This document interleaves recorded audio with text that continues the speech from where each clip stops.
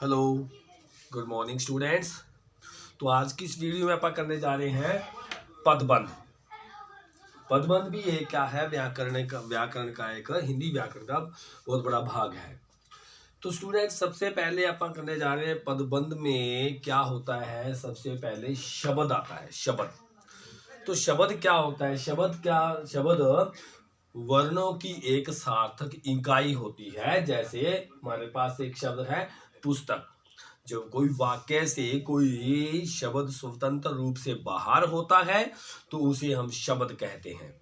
तो उन्हीं शब्दों को किसी एक कर्मानुसार इकाई में जोड़ते हैं तो वो एक वाक्य बन जाता है, और वो वाक्य के अंदर जब वो प्रयुक्त हो जाते हैं तो वो क्या बन जाते हैं?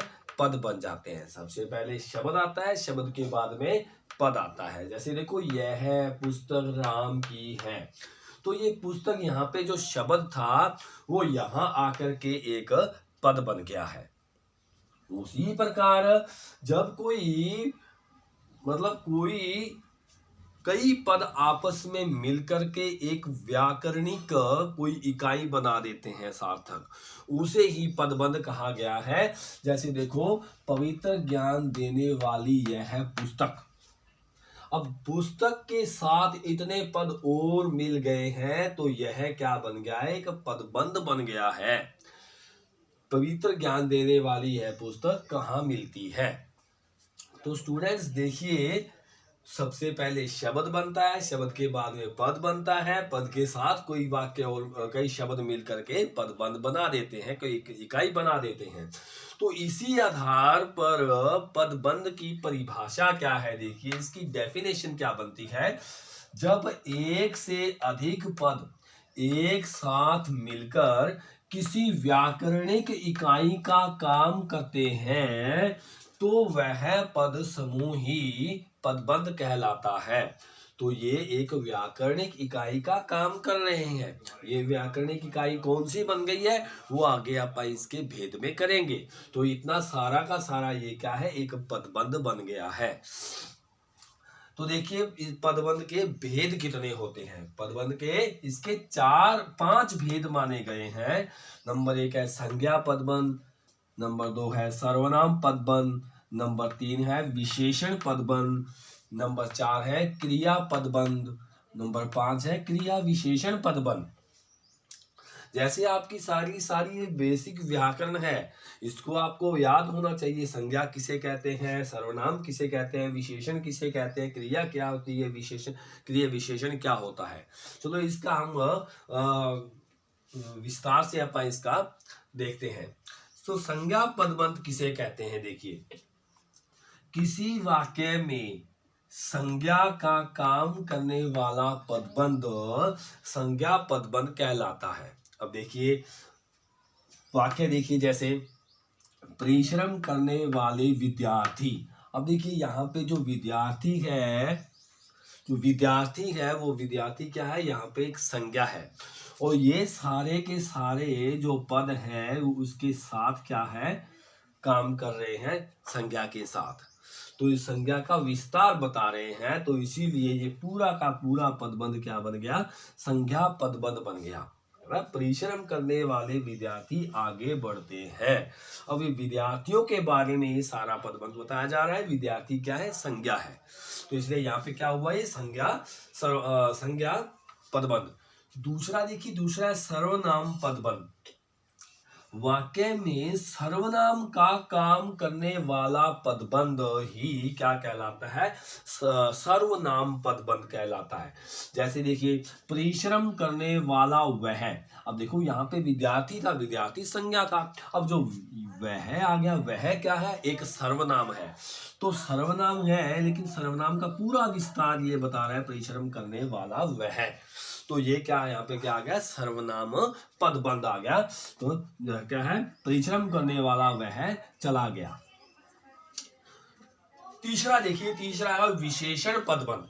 किसी की विशेषता बताने वाली सारी इकाई क्या कहलाती है? विशेषण पदबंध कहलाती है। कोई पद समूह किसी संज्ञा या सर्वनाम की विशेषता का बोध करवाए।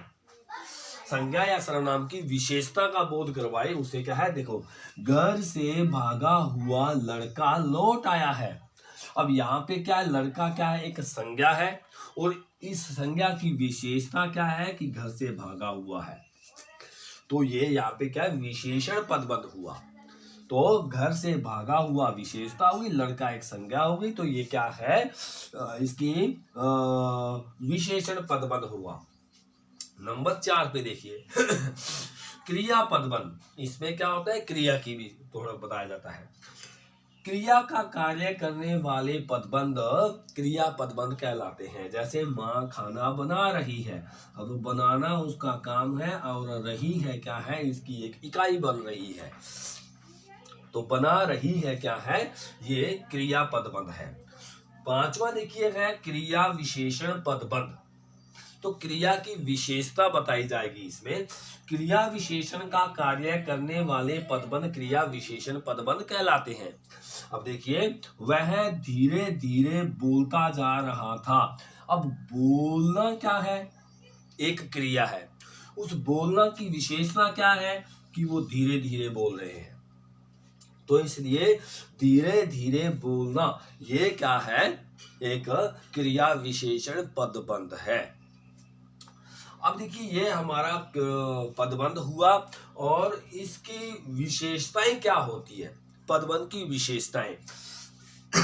नंबर 1, पदबंध किसी वाक्य का अंग होते हैं, वाक्य नहीं। अब देखिए, वाक्य पूरा ये था, इसके अंदर से सिर्फ ये अंग है, पूरा वाक्य नहीं है। पदबंध वाक्य नहीं होते हैं, एक वाक्य का अंग होते हैं। नंबर 2, एक पदबंध में एक से अधिक पद होते हैं। मैंने आपको बताया ना, पद क्या होता है, वाक्य में हर एक शब्द क्या होता है, पद होता है। तो ये कई पद आपस में मिलकर के क्या बनाते हैं, पदबंध बनाते हैं। तीसरा है, पदबंध एक विशेष अर्थ तो देते हैं किंतु पूरा अर्थ नहीं देते। अब देखिए, पवित्र ज्ञान देने वाली यह पुस्तक, अब ये तो पता लग गया कि पुस्तक पवित्र ज्ञान देती है, लेकिन वो अभी तक वाक्य पूरा नहीं हुआ है। वाक्य पूरा कब हुआ, ये कहाँ मिलती है, ये कहाँ मिलती है। तो ये क्या है, ये वाक्य पूरा होता है तब जाकर के इसका पूरा अर्थ मिलता है, ना कि एक पदबंध हमारे को पूरा अर्थ देता है, पूरा अर्थ नहीं देता है। तो स्टूडेंट्स, ये हमारे हुए पदबंध। नेक्स्ट वीडियो में कोई हम व्याकरण की इकाई कोई और लेके आएंगे। धन्यवाद।